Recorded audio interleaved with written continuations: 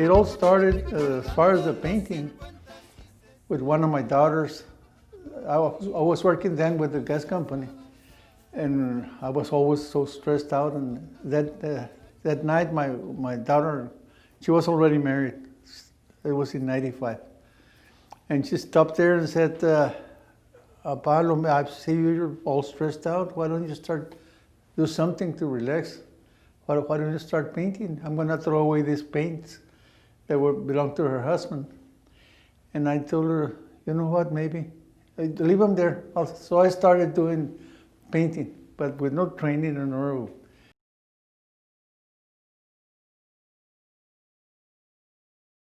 When we were young, working in the fields, I always enjoy the sunsets and the sunrises, because sometimes that was the only good thing you would see the whole day. And but stuff like that, the colors and the angles and whatever, I enjoy seeing. I didn't even think I knew how to paint. If I see some art that I like, but I don't have a special one, no. No, I've seen a whole bunch of, I enjoy going to wherever, San Antonio or Corpus, and see the art galleries, and I enjoy seeing. I got ideas of what they're painting, but I've never gotten to where I enjoy this guy more than this. To me, I got ideas, and some of them are beautiful, but I enjoy it that way. That's the way I kept learning, I would say. It's been really, to me, it's been more than an honor. It's been a privilege to have had so many friends and people enjoying my work.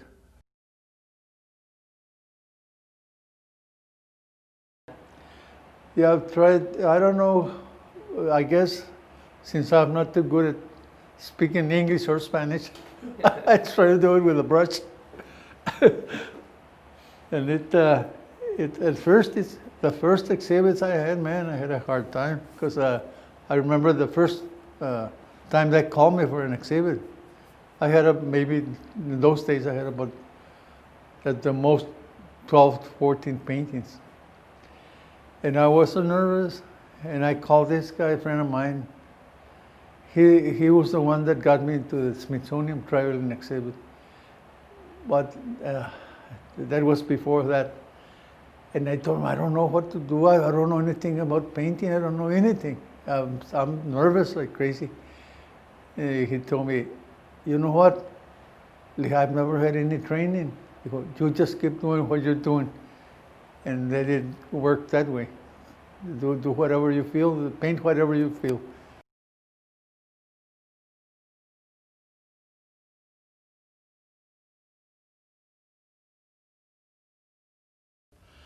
But I was always more into the conjunto part of it. I played, since I was playing bajo. Now I'm playing guitar, but in those days, I was more into the bajo sexto. But I played bajo sexto with the group. I put the bajo in with the group. Yeah. I've never played, say, leave out of the music part of it. At the most, in those more than 60 years, to dedicate my whole deal just on music, my earnings, about 3 years at the most, out of 60-some years. I was playing with Prestigio. Later on, I played about 15 years con Los Supremos, Agapito Hinojosa. I played with Los Originales a year. I've been hit with a lot of guys and played with guys from Robstown, from California. I did a lot with different guys. Well, this one, Herencia, being that the conjunto music came out of the fields. When I first started, my mom was always singing when I was a little kid. And I guess I was into the music since I was born. But then I quit school. I dropped out of school. In those days, there was discrimination. And I couldn't handle it, so I quit school from 7th grade. And I went to work in the fields. But that's where I started hearing music, and I was always that feeling for the music. And it's only herencia. La herencia was the field work, más the music. Trying to get out of the field work with the music. That was the idea. And it's something just came to me, like a kind of a night painting with the dreams of being able to get out of the field work with the music. Dijo, ¿por qué no hace, why don't you make a painting of an island that looks like a guitar? I came up with this idea. I don't know, a lot of people kind of like this one.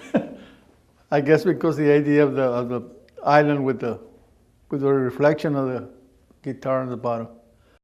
This one's also like buttons and strings. This is the guy also, I guess you would say, hoping that with the music. And it's got the accordion buttons and the same guitar there. It's just simple ideas, also in like kind of night painting. When I started doing got more into the music around 1955. I started playing we were working in the fields up McKinney, close to McKinney. I met these guys from Laredo, and we started practicing at night, and then finally we got to where more or less era el primer acordeón que acompañaba. So the guy invited me, he said, ya que se acabe la pizca, we're going back to Laredo. You don't want to go with us? And I told him, pues it sounds good. We'll go buy a good bajo over there somewhere and start playing over there. It was the first group to where I tried to get in. And we were ready to go. We were in the car, and then I got out of the car and said, you know what, let me go see my mom. A couple of weeks, and then I'll write to you, and I'll go to Laredo, but my mom was here in Huesaco. I decided to come in the bus, and then went to Laredo. And then in a couple of weeks, I wrote a letter. So I'm ready to go, and I didn't get an answer. And about a month later, I wrote another one. And then a relative of the guy wrote back to me and said, I guess you don't know, but on their way from McKinney to Laredo, they had gotten killed. They had been in a wreck, and all of them had gotten killed. So I didn't play with them anymore. I played with a whole bunch of other guys.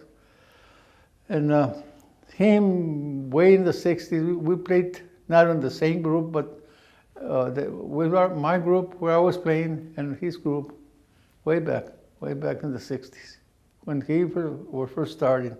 In those times, Roberto Pulido was playing with them. He's from here also. I also got to meet him way back in the 60s. His group in those days was, the name of the group was Nuevo Laredo, way back before those Dos Gilbertos. He later became one of the Dos Gilbertos.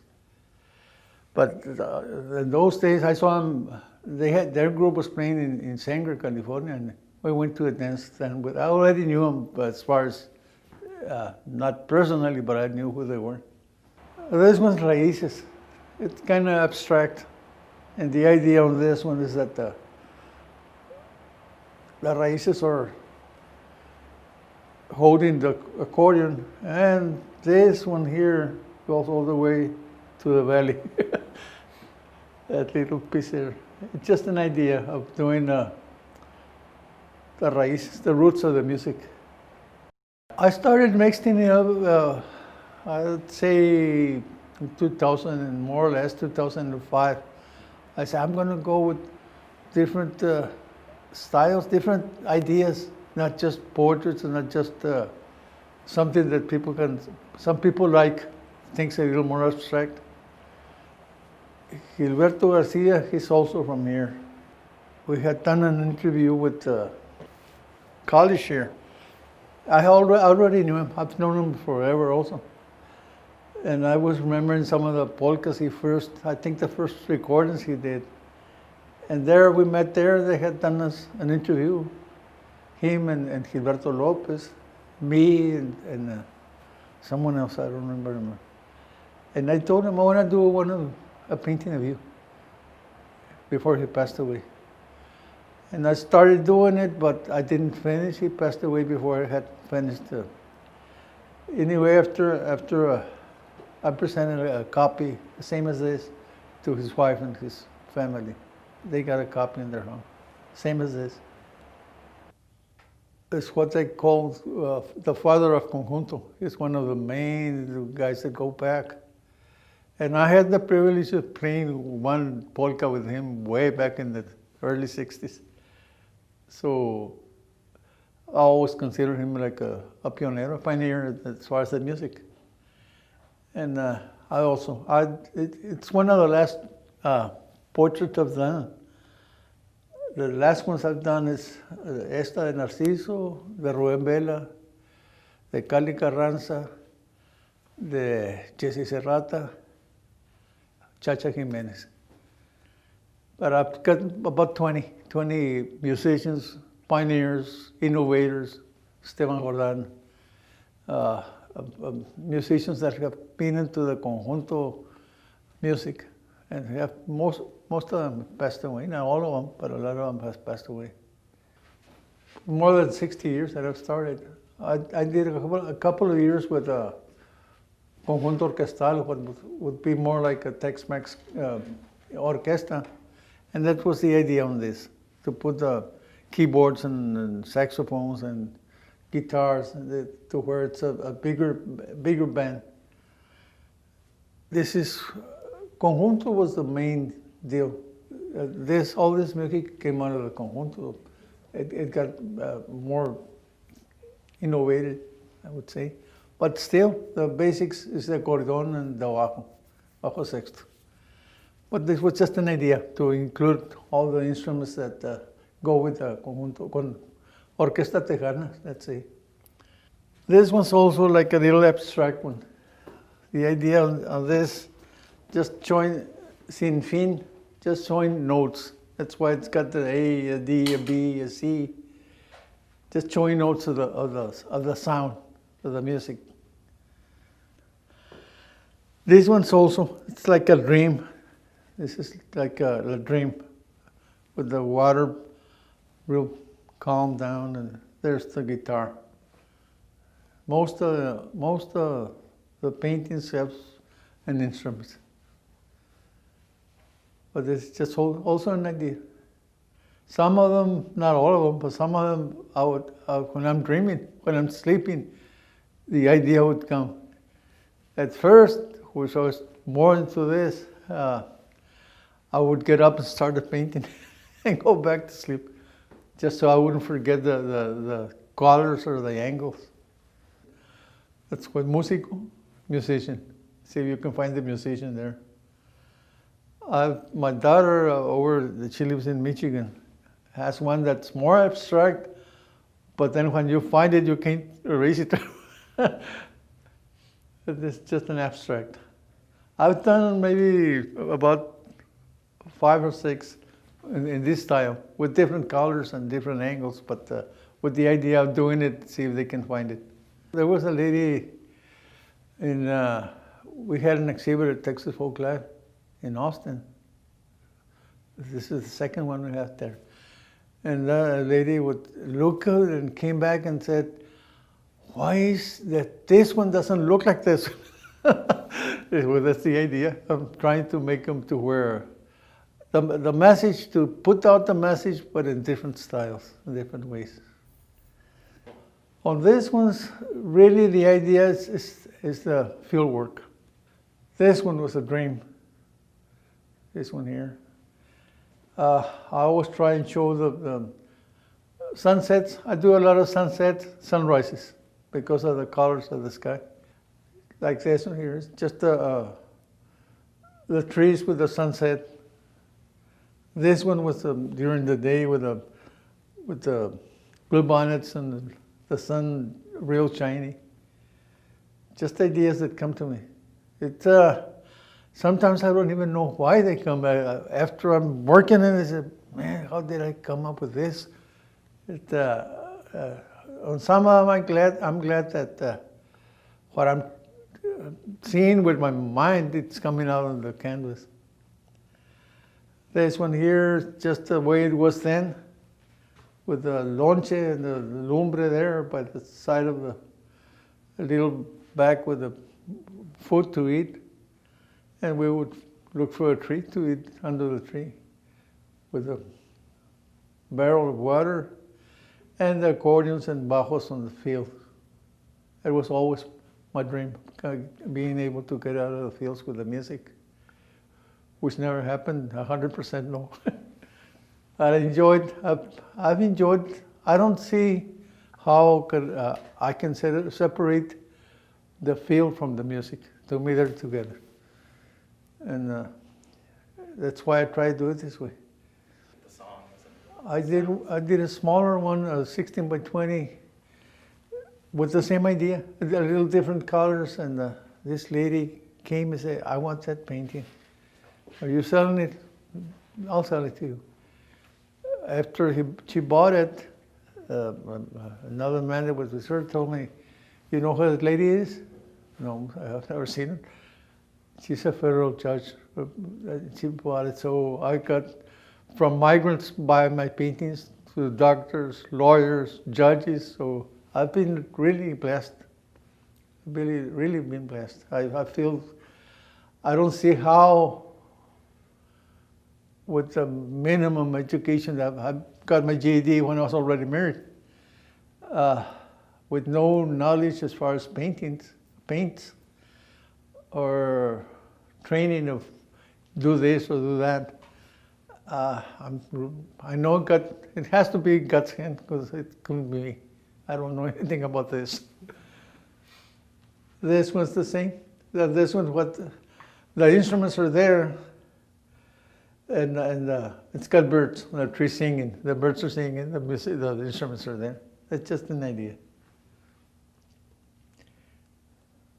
This one's people working on the fields with the troque, picking cotton.